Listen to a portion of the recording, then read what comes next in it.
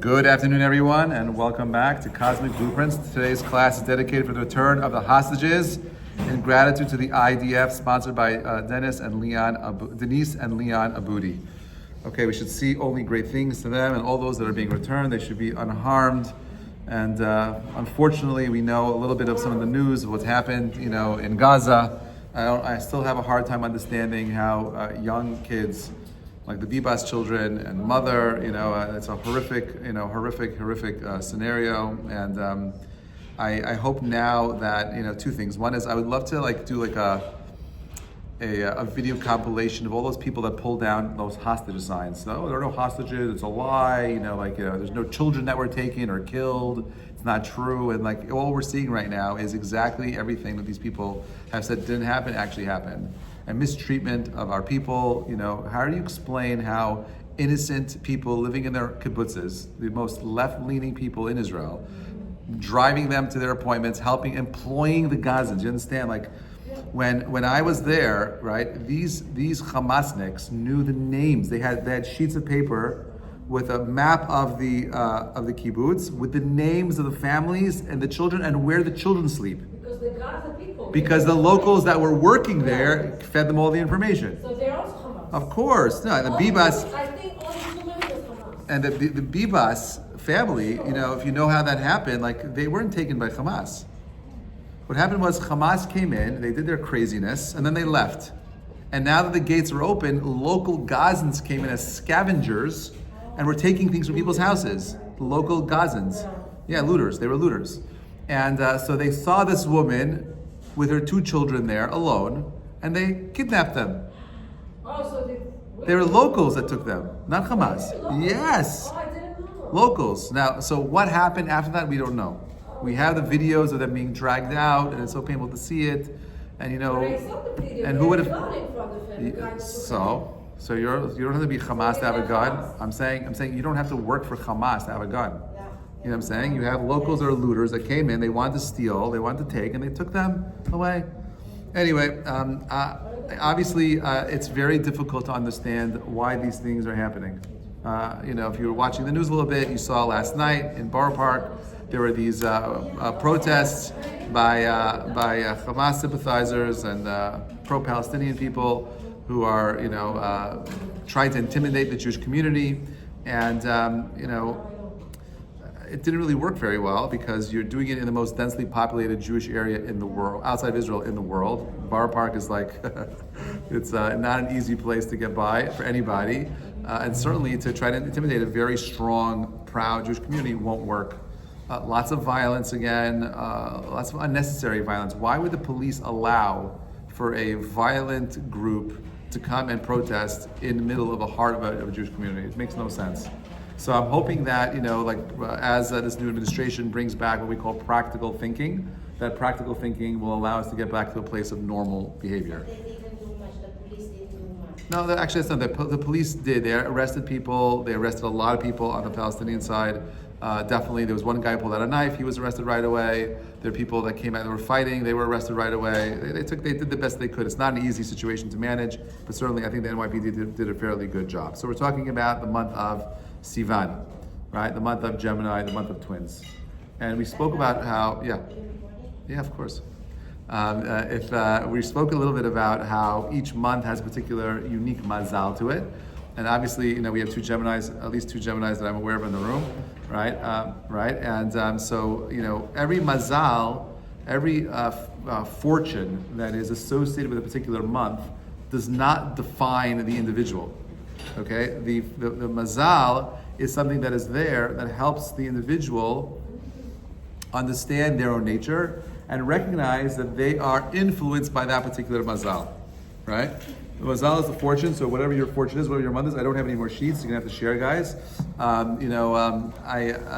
The fortune itself influences the actual month. Now, remember, the month of Sivan is the month of the beginning of the summer months. It is also when we start on the sixth day of Sivan is when we celebrate the holiday of Shavuot, weeks, the culmination of a holiday, the longest Jewish holiday, which is the Omer. It's 49 days, starts on the second night of Pesach and goes all the way up until Shavuot. Now, there's a transformation process that's happening here through the months. right? You have the month of Nisan, you have the month of Nisan, you have the month of Iyar, and then you have the month of Sivan. And these months are transformative months of lower things, from a ram to a bull to the twins. Now, what's interesting is that it's not a individual; it's twins, teomim, right? And the double nature of man. Often people will talk about the idea twins symbolic of Yaakov and Esav, right? Yaakov and Esav, the twin brothers over there. But it also represents a duality, right? Two different types of men. Now, let me ask you the following question, okay? Sometimes when we're in a situation, we get frustrated and we react, right? And we don't react so nicely. I often attribute that negative reaction as a expression from the lowest parts of who we are. There's a child in each of us that often figures out a way of letting itself come out. And then sometimes when there's the adult in us that comes out, and it makes hopefully bigger, better decisions for us, and we make those better choices. Now, which one are we? Are we the adult or are we the child? And the truth is, we're both, right? We're not one or the other. The Tumim represents this duality in each of us. It's not two separate people. Yaakov and Esav represent the splitting of a neshama, so to speak. They weren't actually the same neshama. They're two different peas. They're two peas in a pod, no question about it. When we think of Tumim, don't think of Yaakov and Esav as two different people. Think about the duality within us. Each of us has a particular type of duality that we find within ourselves. When you wake up in the morning, there's a part of you that wants to wake up and wants you to build and create a bigger, better, greater world. Another part of you is thinking, what am I going to do for breakfast? What am I doing today? Where am I going? A very different kind of a thought pattern. Now, both of those are us. Hopefully, we're able to kind of lean into the better, greater, higher parts of who we are, so that we make the constantly better choice. Teumim represents this duality, and it is specifically expressed itself in the month of Shavuot, because Shavuot celebrates what? It's the giving of the Torah. What is the Torah? If you were to explain to someone what the Torah is, what would you say? So okay, the guidebook, so instruction manual. That's the right. I would say like this: the word Torah comes from the word hora'ah, which means instruction. We call it Torah Chaim, which means the instruction manual for life. What is the Torah instructing us to do? This week's parsha is Parshat Mishpatim.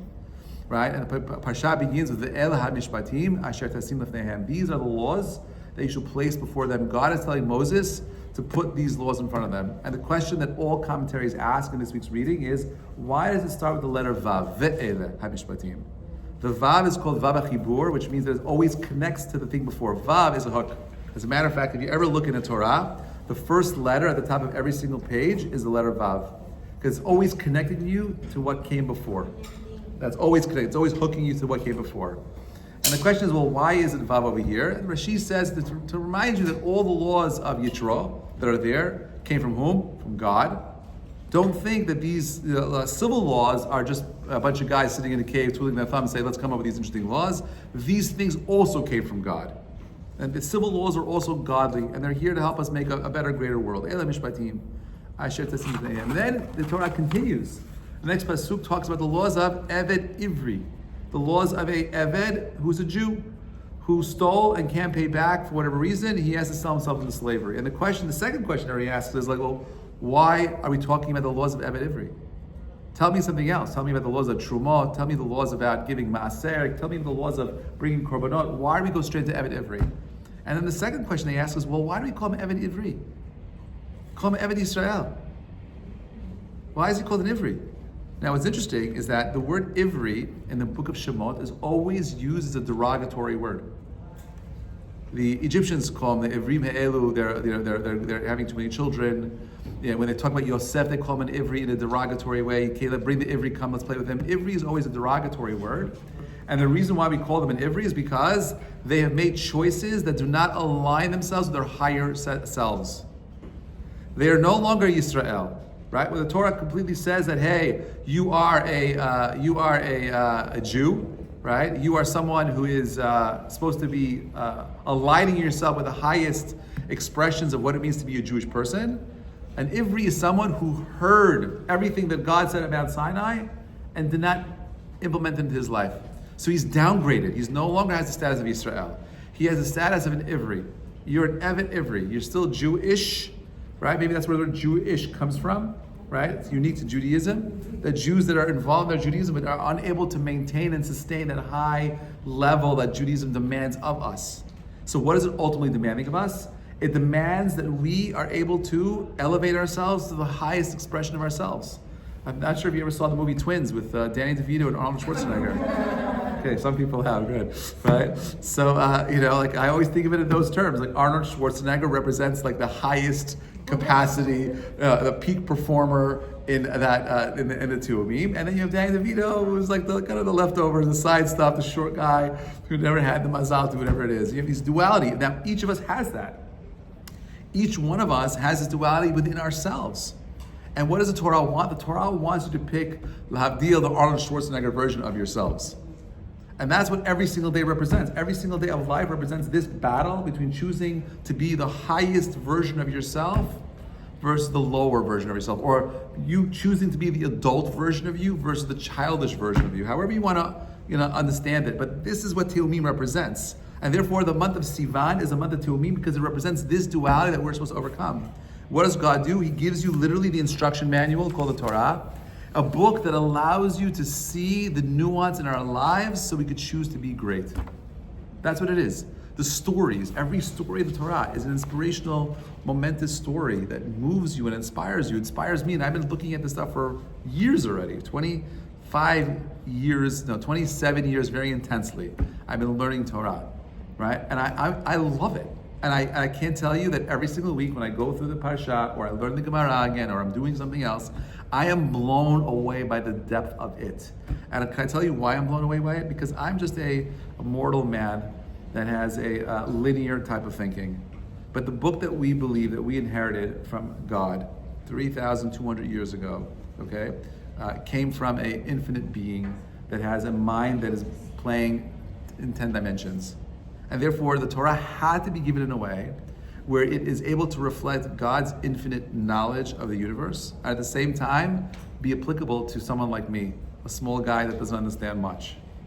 You understand what that is?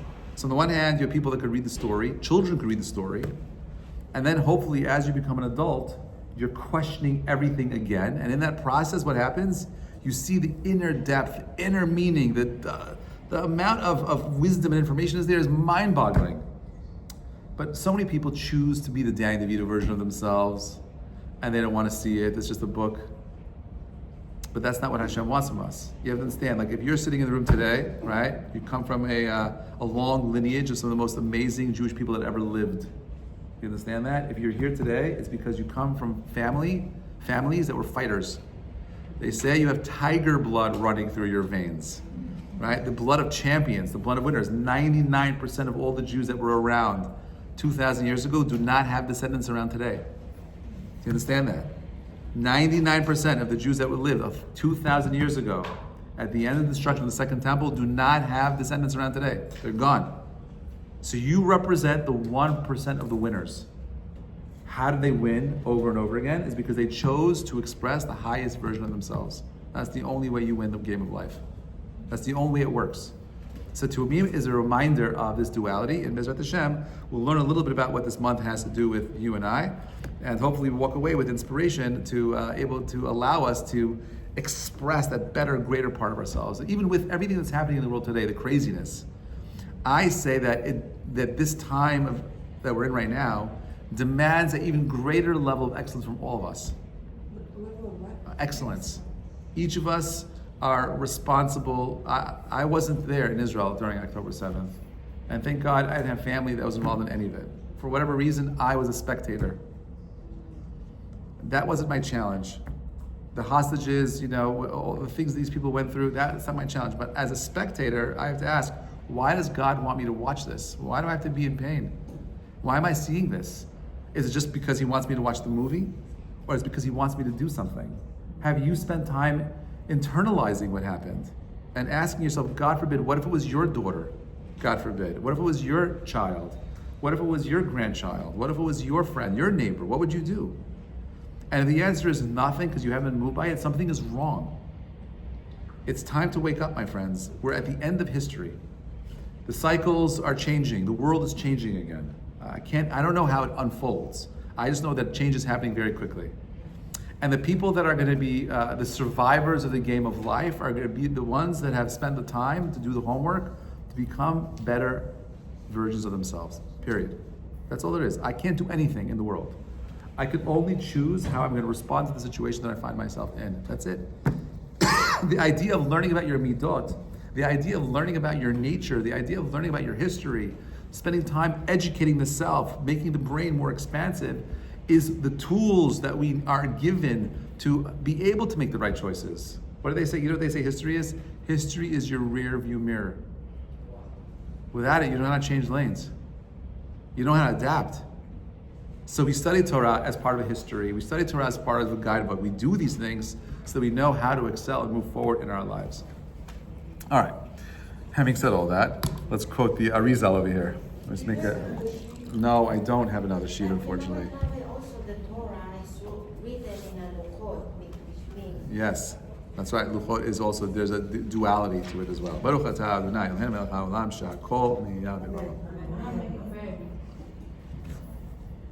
All right, so it is the letter Zayin, and the tribe is Zevulun. Remember that each month has a particular tribe associated with it, and each month has a particular letter that is associated with it. And the letter for the month of Sivan is the Zayin, and the month is also Zevulun. By the way, the Zayin and Zevulun both represent moving, zaz, to go like action, right? The attribute of the month is travel. Travel symbolizes, number one.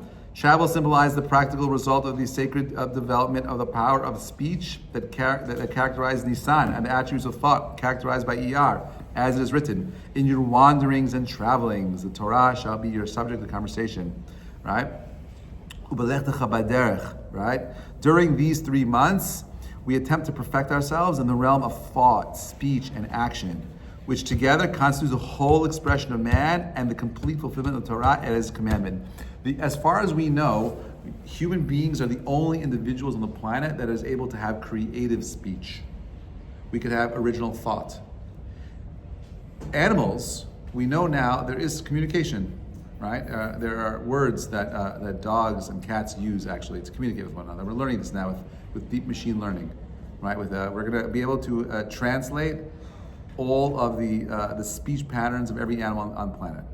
Okay? In the same way you use large language models to predict the next word, we're using it to decipher scrolls. You know, there are ancient scrolls we couldn't decipher, we're deciphering them right now because of artificial intelligence. So they already started a project, I think about a year ago, where they're already mapping out the language of dolphins. And they're going to use that as like a keystone to be able to to unlock the language of all sea creatures. And they're going to do the same thing with every other animal on the planet. And soon we'll have like a language map for every single creature on the planet. We know that King Solomon could communicate with all the animals. He understood what they were all saying. They're all telling you something. Everything around you is vibrating. Everything around you is in motion. Everything around you is telling you a particular kind of story. And you don't have access to it. But you and I are living in a very interesting world. You think that artificial intelligence, what they call AGI, is impressive? Artificial general intelligence. Wait until you live in a world of ASI, artificial superintelligence, right? Artificial superintelligence, they're saying, is about 10 years away. And that means, in the same way that my phone is my smartphone, okay? Imagine having one computer that has a total processing power of the whole entire human race, okay? By the time you blink your eyes, it will be able to solve the most complex problems in the universe. We're coming into a world of information. So all the things that have been held back from us, hidden, have not been understood, are going to be explained soon. Stay tuned. All we gotta do is not blow up the world in the next 10 years, and we will be living in the coolest time ever in history. You understand that? You are living in the most interesting time in history, but it's so hard to feel like it. But it's happening right now. Artificial intelligence is it's the first time we've created something that has a tool that has the ability of completely revolutionizing the way we see ourselves and the universe at the same time. Every other tool is about making things more comfortable for us, the plow, the engine, the steam engine, industrialization. But now we've created something that will change the way we are able to see ourselves and the universe around us. We couldn't do that before. And not only that, it'll change how we could even manipulate the universe around us in ways that we can't begin to imagine. But anyway, that's that. So therefore, these are the months of thought, speech, and action. Human beings are the only things that we know of today that has these unique ability of communicating itself. We know that God created the universe through what? Ba'asara ma'amarot nivra ha'olam. God created the world with what? With speech. Speech is vibration. It's sound. Got the woman, right? What's that? Yes, this is true also. That's the Gemara. The Gemara says that God gave 10 levels of speech to the world, and he gave 9 to the women. Now, people don't realize this, but this is very deep Talmudic thinking. When the Gemara says that, you know what it's really saying? If there are 10 levels of speech and 9 are given to the women, how many levels of speech were given to the women? 10. 10? Why? Because they're part of the people. So it's just a clever way of saying it in a very nice, indirect way that you have a special, unique power, the gift of gab, the gift of speech. Maybe sometimes too much of it or too little of it, whatever it is, but there's something here that needs to be refined. Why does speech need to be refined? How we speak is often a reflection of how we think, right? And how I think definitely needs to be refining, right? And because it's but it's interesting, in this week's Parsha, we know that in the laws of Kiyud Avim, if a child hits a parent versus cursing a parent, which punishment is worse? Hitting a child or cursing a parent? Cursing is worse. Why? Why is cursing worse? Because cursing is in your heart. If I get frustrated and I go like this by accident, that's like whatever. But for you to go ahead and use a word that comes from inside of your speech, that's the most inner parts of who you are. Something that's much more corrupt in Judaism than the hand. Using your words is more painful than using your hands. Sticks and stones. Remember that expression? Okay, so the travel, the attribute of the month symbolized by the realm of action, is further indicated by the letter form of the month, the Zayin, which is the numerical value of 7, symbolized material plane, 7 days of the week. God created the world, Shiva Yamim, which is built on the sevenfold principle as seen in the 7 days of the week, the 7 colors of the spectrum and the 7 tones of the musical scale. Everything is 7. Isn't that interesting? The 7th of the divine attributes, kingdom symbolized by the realm of action. 7 is the world of Asiyah. That Rizal says, number 2, as the word the letter Zayin denotes tools and implementation of the material, technologies, agriculture, of war. The word Zayin can mean weaponry or may be seen as etymologically related to the word mazon, food, material things. We're quoting the Mishle, right? Im ra'ev sanecha hachluhu lechem. If your enemy is hungry, give him bread to eat. The im tzameh hishku maim. And if he's thirsty, give him water to drink. Look at number 4. Our Chachamim tell us that this pasuk expresses a relation between Torah, weaponry, and food. Bread may be understood as a symbol of wisdom of the Torah, of spiritual sustenance. The Hebrew word for bread is lechem, is etymologically related to the word for war, milchama. Right? For me, whenever I have bread, there's a milchama, but it's happening in my stomach. Right? In the spiritual realm, this refers to the war one must conduct against one's baser instincts. Thus, if one's enemy, one's baser inclinations are in need of sustenance, feed them in a way that is associated with Torah. Right? So the pasuk is not talking about feeding your enemy. He's talking about feeding your basic instincts in a way that is meaningful, which is also very important. Most people think that asceticism is the best way to overcome your base nature.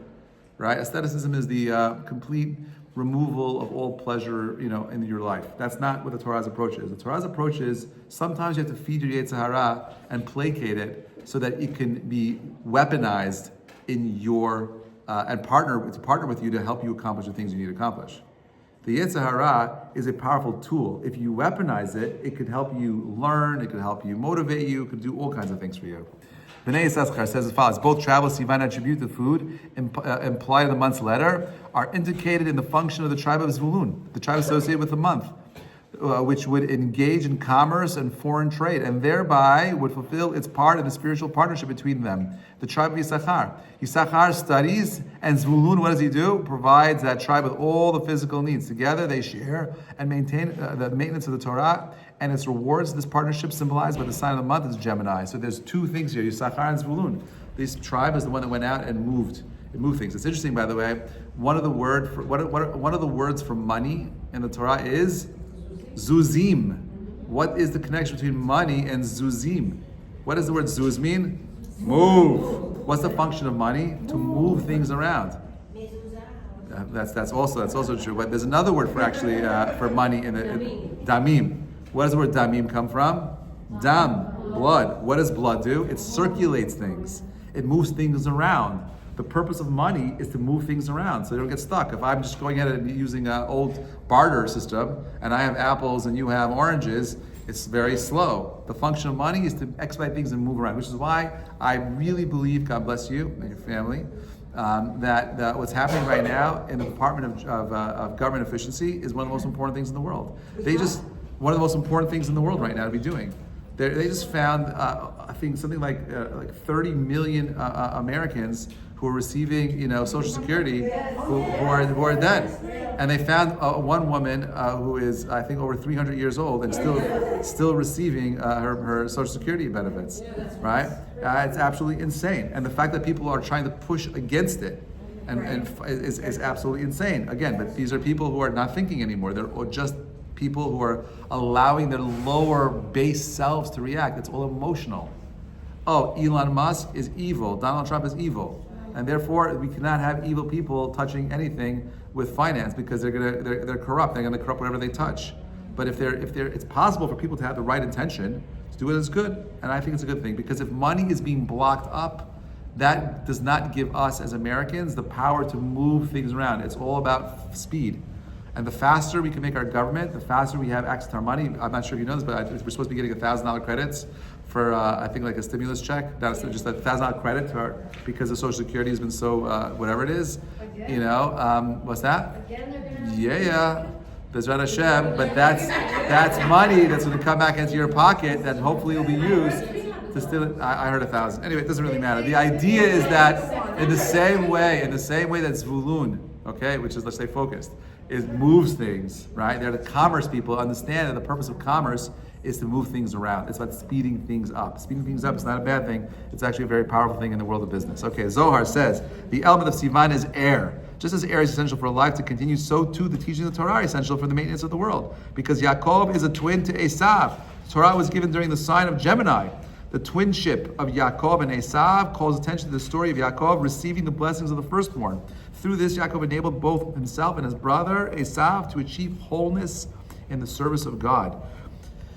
Bezrat Hashem, soon we'll see Esav doing Teshuvah and joining us in the fight against Ishmael. Okay, Pri Tzaddik says that the first 3 months of the year are symbolized by the three patriarchs. Nisan is symbolized by Abraham, denoting the attributes of grace and kindness. Iyar symbolizes the month of Isaac, denoting the judgment and power. Yaakov is symbolized the month of Teomim, Sivan, denoting the beauty and meditation. Meditation. The Talmud says that in the verse of King David's blessing, which is also the scriptural source of the 7 attributes discussed in the Kabbalah, thine, O Lord, is the great power of the beauty. The beauty refers to giving of the Torah. The Torah mediates and unifies greatness, the revelation of grace and the judgment of power. That is what the Torah is here to accomplish, and this is all being expressed in this month of Sivan. Number 8, Kamten Sefer Yetzirah. Heavenly body influence of the month of Sivan is the Mercury, right? The planet is associated with communication and intelligence.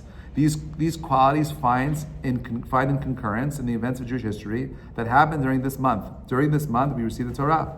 This gave us the vehicle with which to unify our consciousness and the means of direct communication with the divine. Ultimately, what's the purpose of the Torah itself? Imagine I told you, I have 613 principles, and if you follow these principles, you can have a meeting with God. That's what the Torah is. You understand that? When the Torah was given, it's broken today because we don't have Jerusalem. I can't bring the korbanot. But when the Torah was fixed and we were living in Israel and the temple was working, you had access to a system that would allow you to see yourself building yourselves towards a point where you have direct communication with the infinite mind. That's what Judaism is. It doesn't work anymore. But that's what this is. Right? That the month of Sivan, the month of wisdom and intelligence, the month of Mercury, okay, is a month where the Torah was given because it's ultimately about connecting us to a higher consciousness, which unfortunately today we can't fully do. We're limited. Today we get what we call siyata dishmaya. We get like some kind of like heavenly guidance, but it's not direct. It's a very indirect kind of influence, not a direct influence. Although that should be changing before Mashiach comes as well. This gave us the vehicle which to unify our consciousness and the means to direct communication with the divine. Thus, it provides us with the enduring way of life. The speed of Mercury is, on the second page, the speed of Mercury is denoted by the letter Resh, which by its sound is intuitively associated with speed, like that's rev. Right? In the signs of astrology, we find that each sign contains its own characteristics. We also find that the 12 signs are divided into 4 groups, each containing 3 signs. Each group follows a certain pattern, consisting of structural order, function, stabilization, and change. Thus, each group shares similar characteristics with the others. Accordingly, Nisan, Tammuz, Tishrei, Tevet correspond to function. Iyar, Av, Cheshvan, and Shvat correspond to stabilization. And Sivan, Elul, and Kislev, and Adar correspond to change. Each of these changing months, of which Sivan is the first, brought about the course of Jewish history.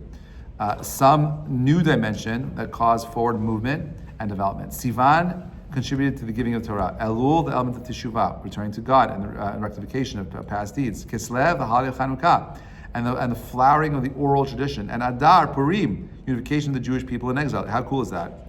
The knowledge of this process of development, function, stabilization, and change is useful in one's inner work, and may also serve as a guide through these months of us hopefully developing a better version of ourselves. This service service to the divine during Nisan expressed its kindness and its holiness of speech, demands that its function be expressed in positive action. Typically, this occurs in the month of the holiday of Passover, expressing one's magnanimity towards the poor, invitations of guests, and special Passover talk centered around the Haggadah. So all of the holidays themselves fall out in a time of the year where we're supposed to be upgrading the self. And therefore, stop seeing it, the challenge of Pesach. By the way, Pesach is less than 50 days away. Okay? So, public service announcement. It's coming faster than you think. The avodah of everything for Pesach isn't about the frustrating parts of it. Don't relate to the challenge of the month. Relate to it as the avodah, the work I need to do to refine the self. Organizing the family. Make sure everyone's getting involved. They're all helping you clean the house, not just you alone. Right? Preparing ideas to share, create a space where people could talk, open ourselves up. The greatest way we could find God is through what? Conversation. That's where we find God. We find God when we have a quorum of people coming together, sharing ideas, Torah. That's where we bring the Spirit of God into the world. And the best way to do that is in your families. Bezrat Hashem, you're going to have your families for Pesach. Well, what's that conversation look like? It's just going to be about the food. It's going to have the food that you prepare for Pesach, the frustration that there's no challah, or you're going to be talking about matzah pizza, whatever. Like, what is the conversation going to be about? You have now the opportunity to prepare, now in Pesach, because Hashem will have classes on it, hopefully preparing you for those conversations. But the idea is for you to talk and share a little bit about the challenges of the world. Be free. What is our goal? Where are we aiming? What are we trying to accomplish? Where are we going? This is how you redirect the people in your family. And if you could redirect the people in your family, you could redirect the people in your community, redirect the people of your city, your state, your country, and Bezrat Hashem, the world. Okay, Pri Tzadik says, number 10. He says, Rosh Chodesh Sivan in Bamidbar. Iyar, the month of stabilization, demands an inner rectification of thought and makes use of one's sense of judgment and discernment. Thereby, it brings one into clear focus and stabilization, so that one is not swayed by incidental feelings. Because all too often, that's where we make our mistakes. Our emotions get in the way. After we set right the energies of heart and mind, Nisan and Iyar, we are ready for Sivan and the process of movement and travel, so that the results of the change may be beneficial. The full effects of positive change were felt by the Jewish people during this month. At the beginning of the month, the Jewish people reached the Sinai desert. The Hebrew word midbar, sin. The name Sivan contains the letters of the name Sin, Samach Yod Nun, with the connecting letter Vav. The process of change came to express in the feeling of the internal unity of the entire Jewish nation, which occurred in the unprecedented manner and has not been experienced in such totality since then. You have Jews that were nothing. You think you had it bad? Imagine you're a 5th, 6th generation slave. Your family just went through the greatest hell on earth. They say that whatever challenges we went through in history was nothing compared to Yetziat Mitzrayim. Okay? 4/5 of the people that you know didn't make it out. Okay? You're a small group of people that survived. You're broken. Your spirits are psychologically, spiritually, you're broken to the lowest level. These are the people that somehow, in the month of Sivan, that were able to get accelerated to a place where they could hear God coming down and say, Anochi Hashem Elokecha. I am that first cause that took you that. How did that happen so quickly, so fast? There's something unique about the month that allows for a tremendous amount of growth to happen. Now, it doesn't happen in a vacuum. You can't just show up to Sivan and boom. So here you have 3 months. You have Adar, which is a work that starts in your ability to bring the people around you closer together. What's the mitzvah? Mitzvah Megillah, hearing the story of people that were lost and broken and separated, coming together, and God being in the background, pulling all the strings. Even when it seemed horrifically dark, somehow He pulled it all together, and there's Layudim Haita Ora V'Simcha, right? They had this amazing light and clarity at the end of it. Wow, we looked at everything that happened in the last 70 years, and it was amazing, right? That's the month of Adar, the Simcha that we're supposed to work on. Mishanichnas Adar. What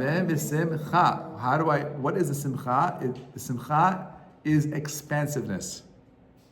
Simcha is you being able to open up. When someone's happy, they open up. When someone's sad, they contract.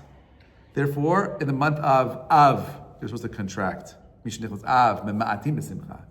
the month of Adar is a month of expansiveness. How do I start that process? Right? Well, what do? I go to synagogue.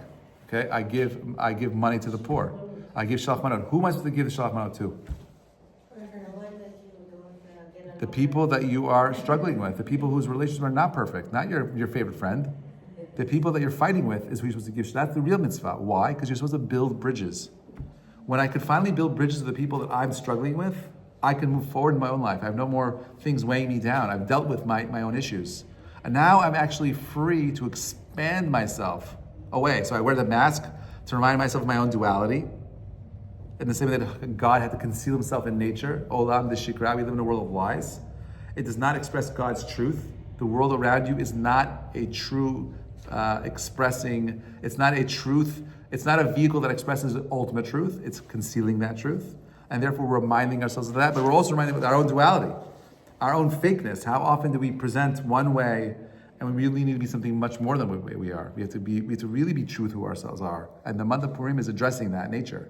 The month of Nisan is about what? Breaking out of the shell that's holding you back. It's about truly being free. And we talk about the month of Cherut, the month of freedom. The month of speech. I want to talk about being free. You cannot be free if you can't express freedom. If there are no words to express where you want to go, you will never get there. You can't achieve it. You can't move. You're stuck. So you have to break out of it. Then you have the month of thought, the month of ER, right? The month of, from the second night of Pesach until Shavuot, you have, what do we have there? We have the Omer months, okay? It is overlaid. It's supposed to be the happiest time of the year, but unfortunately it's not, because at that same time, the students of Rikiva, they messed up. They cannot see and respect their friends. If you can't see and respect your friends, your neighbors, God can't come down. The world breaks, it's broken. Sinat Chinam breaks the world. But what should be happening there is a unification of the world. Vayachnu, vayichan, ha'am, and the nation rested in the singular. Ki'ish echad belev echad. That's what's supposed to happen these months. It's the month of the most inner deep love, and through that space of loving humanity, you know what happens? Hopefully we love ourselves. Right? It's the Kutzker Rabbi says, right? That great quote, there's nothing more whole than a broken heart. Right? The idea that like it's through the shvirat halev, the breaking of our own hearts, of recognizing the challenges that we have in our lives are not there to destroy you, it's there to make you whole. You got to put the pieces back together. That's your avodah, that's what you're here to do. And so we do that on two levels. One is externally with the people that I'm surrounded with. There's a reason why out of the 7 billion people on the planet, these are the people that you get to sit next to. Your neighbors, your friends, your family, not an accident.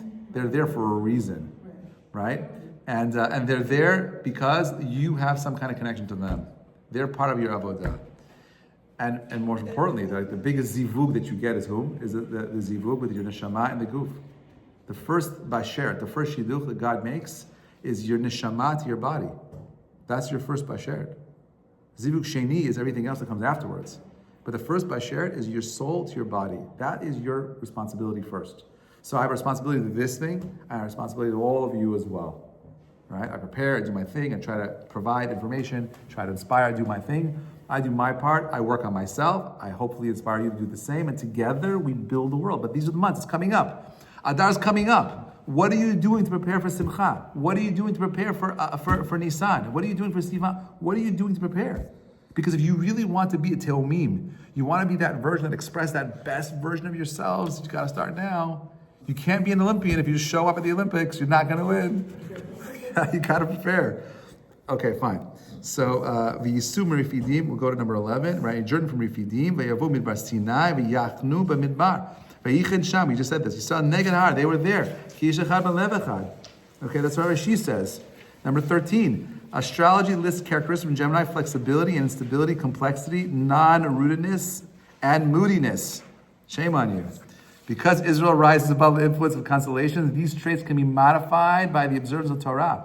The non-fixation that gives rise to instability turns to the attainment of the flexibility of the consciousness after being freed from the fixation of being slaves in Egypt.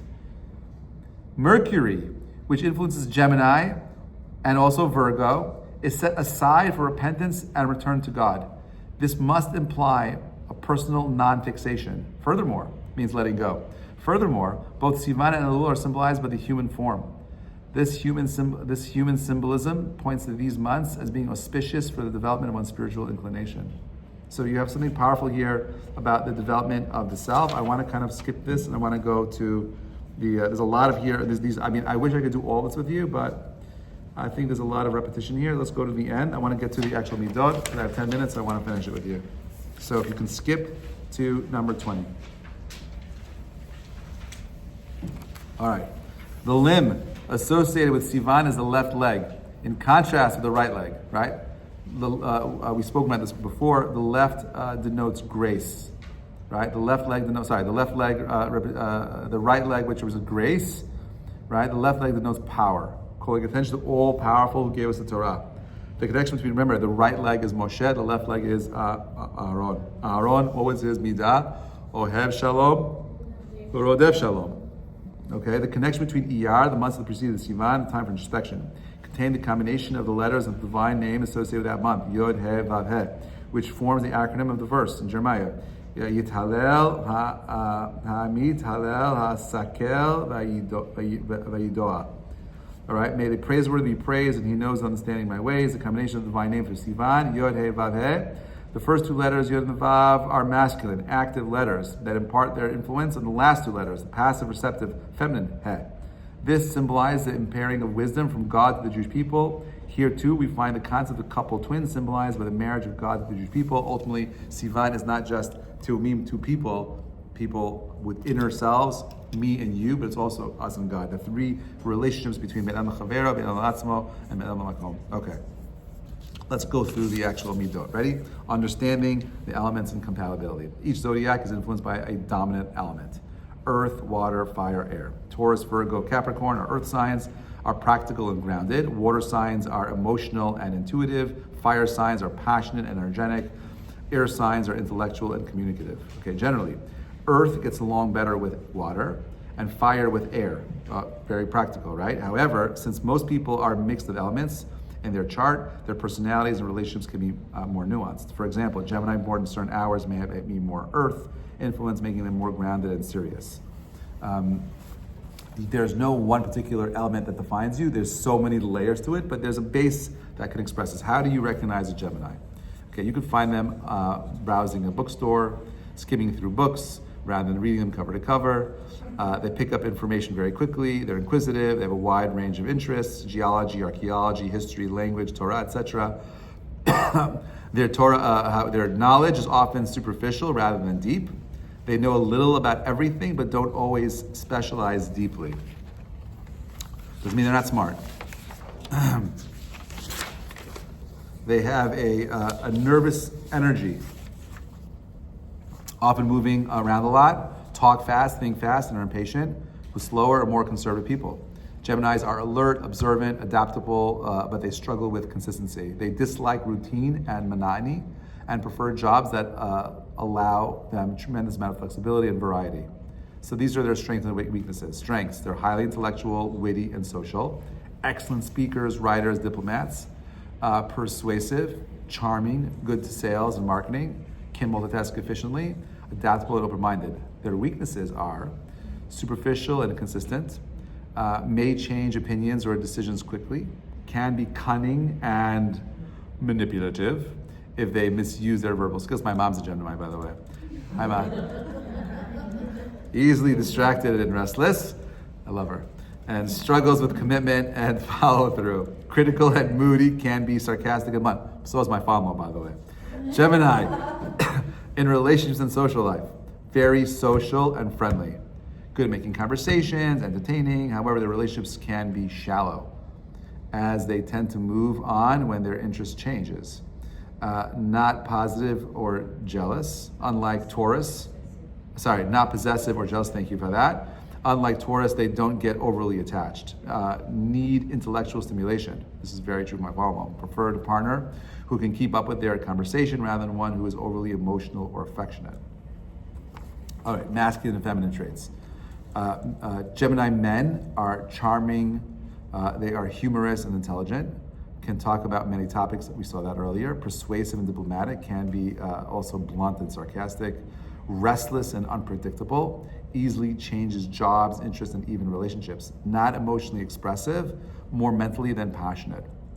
Women, the feminine trait of Gemini, multitaskers, can handle many responsibilities at once. Highly adaptable, can adjust to different situations easily, intellectually curious. They enjoy deep conversations, but may get bored easily. More logical than emotional, not overly affectionate.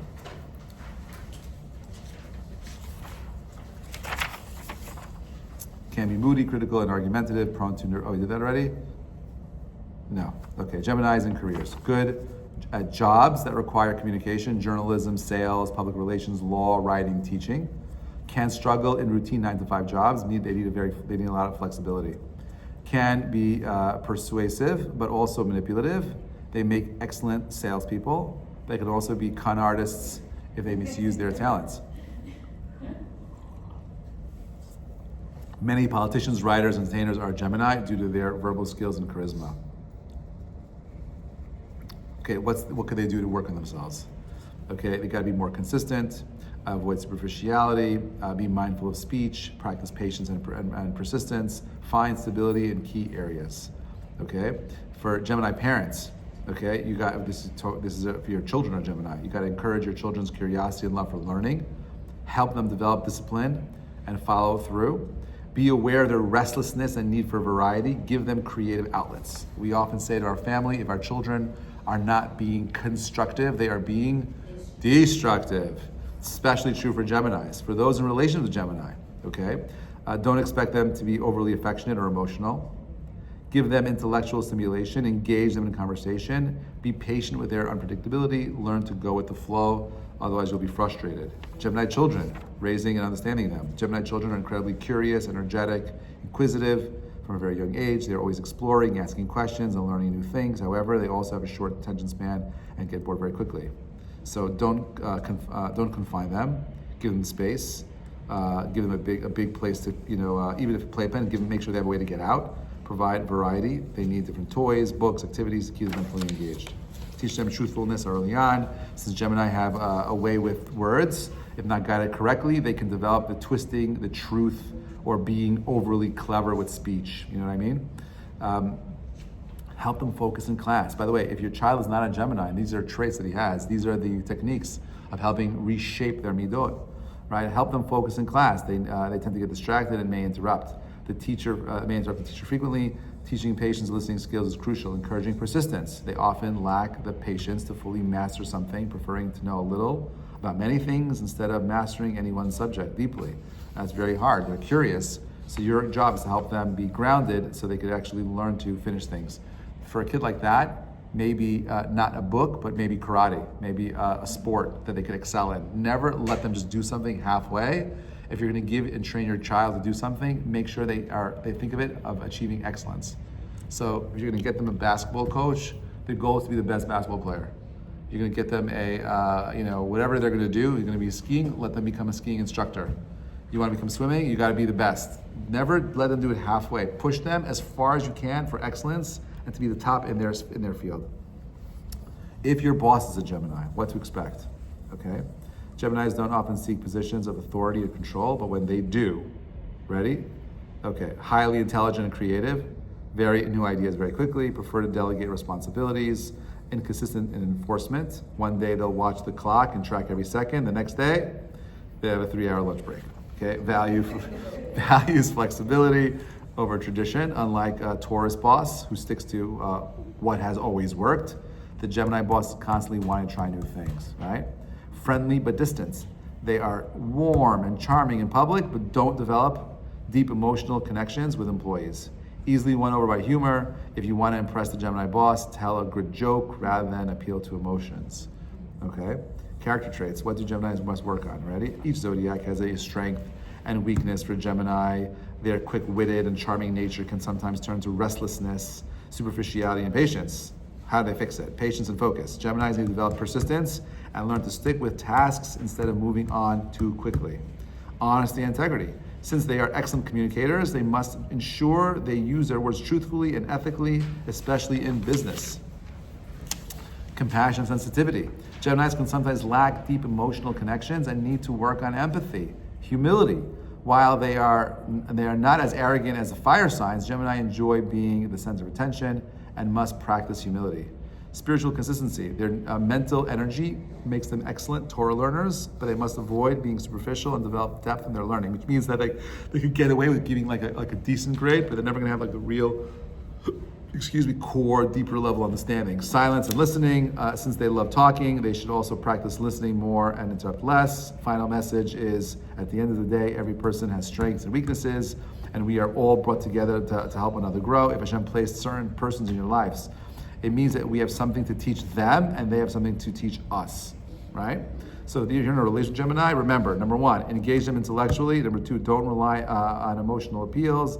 3, be patient with their inconsistency. They're always changing, but that's part of their charm. By working on their unique challenges and embracing their strengths, Gemini can become more balanced, spiritual, refined, impactful individuals to do great things. That is the Gemini. Bezat Hashem. We will continue the conversation next week. Any questions, comments, and concerns? Shabbat everybody.